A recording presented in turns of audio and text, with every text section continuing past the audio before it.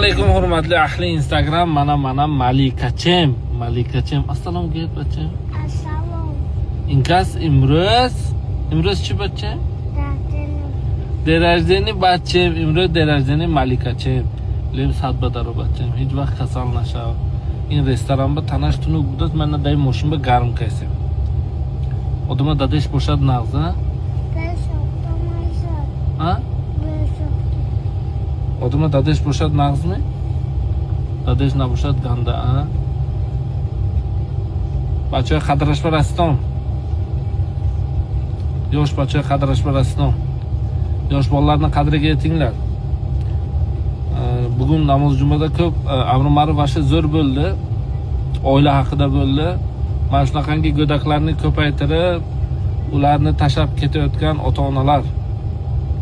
Ko'zlaringizni kattaroq ochinglar, ertaga qiyomatga mana shular haqida so'ralasizlar. Azbarami? Unda gunoh ish nesa bachcha? Ana muchukni. Bindida qilib muchi. Joni xudo. Amallaringizni yaxshi ko'ramiz.